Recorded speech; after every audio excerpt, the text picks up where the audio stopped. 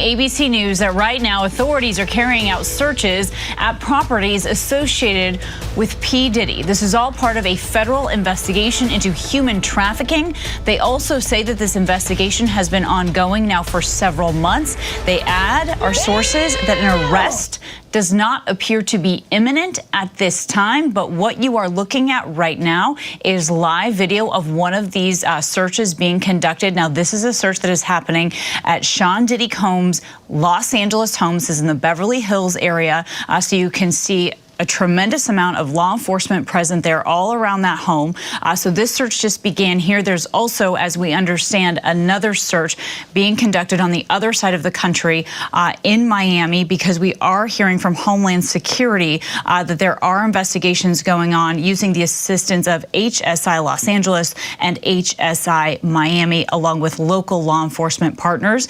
We do understand that they will provide us with updates as possible, but this goes into multiple allegations against Sean Diddy Combs over the years. There's been several civil suits against him as well, including human trafficking, all of which he has denied as this has been ongoing. But again, clearly an escalation that we are seeing play out live right now in Los Angeles. I want to bring in our ABC News contributor and trial attorney, Brian Buckmeyer, who I know, Brian, you have been following this case for many months, and you bring it up to me all the time. And now I wouldn't call this the culmination. In fact, probably this is just the beginning, right? So what do you make of the fact that they've decided to carry out these two searches simultaneously and on other sides of the country here?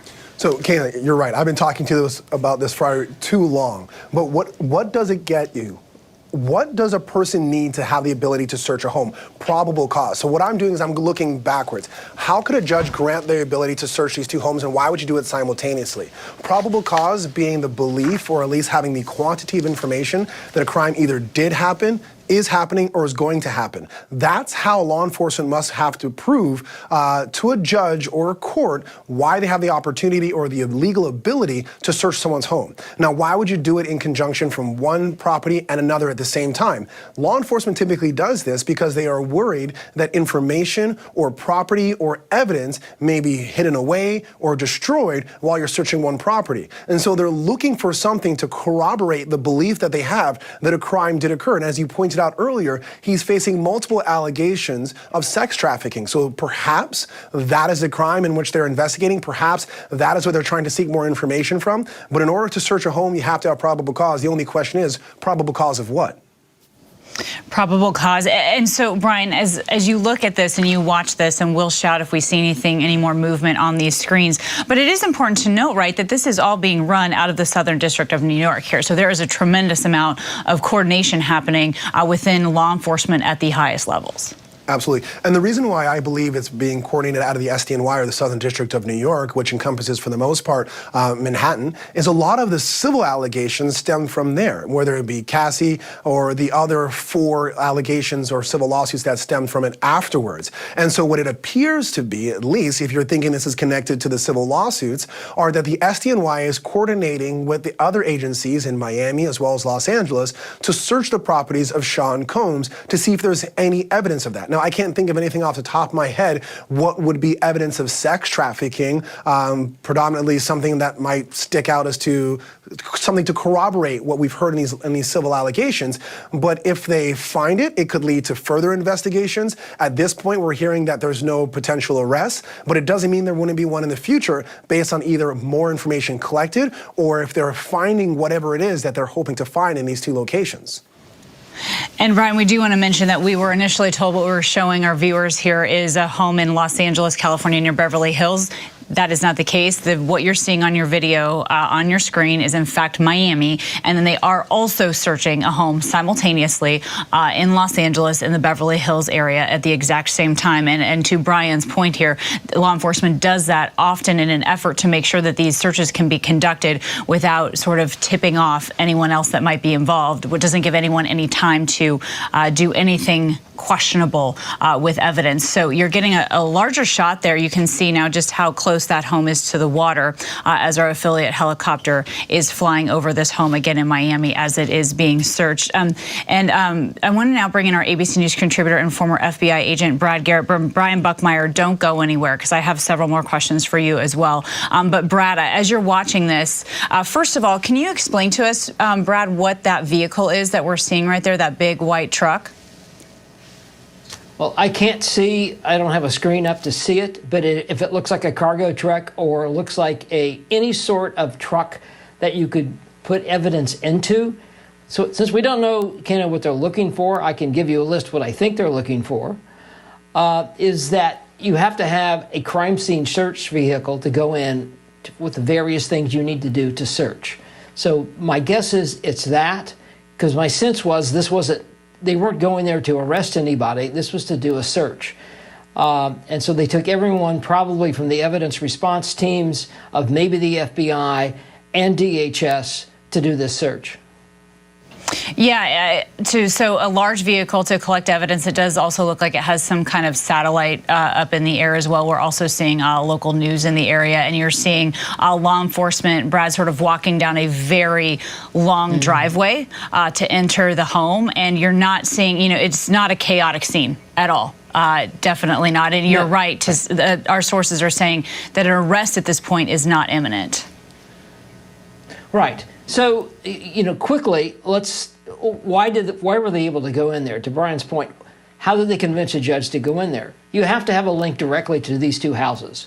In other words, do they have video of some of these acts that are being alleged in either location or both locations? Are there witnesses? People that have come forward? Of course people have come forward. Can they put acts in these houses? Maybe they were there firsthand. Is there CCTV that could be seized? Does he actually have video that he collected while these acts were going on? It's not uncommon in these types of cases. So it's all about what happened in those houses that law enforcement convinced a judge that there may be elements of the crime inside these houses. All right, thank you so much for that analysis. I also hope we can get some video up of the raid that's happening in Los Angeles as well, so that we can learn a little bit more. But in the meantime, you're seeing, again, more video of P. Diddy there. But again, we are talking right now about a simultaneous search of two of his properties, one happening in Miami, the other one happening in Los Angeles. And we just have some new reporting. We're told here by our ABC's Aaron Katursky that the women who have made public accusations against Diddy are welcoming Monday's law enforcement activity, we're told. In fact, there is a statement from one of their lawyers where they're saying we will always support law enforcement when it seeks to prosecute those who have violated the law. Hopefully, this is the beginning of a process that will hold Mr. Combs responsible for what they call his depraved conduct. And so I want to bring back in here Brian Buckmeyer. And Brian, it was the first thing we talked about, right? That this is not the culmination of this. This potentially could be the very beginning. So Brian, what do you make of, first of all, that the lawyers are jumping right out to talk about this immediately, not wasting any time to draw attention to it? Well, this is beneficial not only for their clients, but also for their cases. If we look to the last alleged victim, Rodney Jones Jr., who came out with allegations that seem to be very similar to Cassie, as well as the other three women who brought allegations, he said that Sean Combs has cameras throughout his home that records a lot of these events. In his complaint, that being Jones Jr.'s, he had snapshots of video that he had taken himself. And so to Brad's point, I think part of this, if the SDNY and the federal government is looking into this from the lens of these civil allegations, is to see how much of it is true. And if any of this is true, could criminal charges be levied against Sean Combs? Now, some of these civil allegations came up because of a look-back window for civil allegations to be brought through New York's Adult Survivor Act. But some of these charges, like sex trafficking, have no statute of limitations, and they have severe penalties under the law. And so law enforcement will be looking at this and saying, if these are true, and there are videos, and there are cameras, or that these allegations can be corroborated through what we find in Sean Combs' home, then they will move to the next step, which would potentially be evidence collecting or arresting someone. And Brian, if you can, just quickly, while we only have a few more moments here, help our audience understand how far back they're looking. I mean, some of these allegations stem some 30 years ago, right? And they, in some ways, coincide with the uprising of his career. Yes, a lot of these allegations, just from the lawsuits, I think stem back from '93 or '94 and go all the way up into the production of his latest album in 2023 and 2024. And so we're talking about a long span of time, but even just outside of those lawsuits as well, there has always been these kind of whispers or rumors in the background as to Sean Combs' involvement to various activities. If you're talking about Cassie's allegation of him being part of Kid Cudi's vehicle being exploded, or other allegations of assault or shooting or sexual harassment from Rodney Jones Jr. and the other four alleged victims. This is a long investigation. I think this is only the beginning, because there's a lot to have to corroborate from the people who have come forward, and also a potential of people who we haven't seen come forward to see what evidence they have and to see whether or not it's true, rumor, or something in between. All right, Brian Buckmeyer and Brad Garrett, thank you so much, both of you, for your expertise. I will be continuing to cover this story as it develops, because, again, as we came on the air, that had just happened, and as soon as we learn more, we will bring that to you live.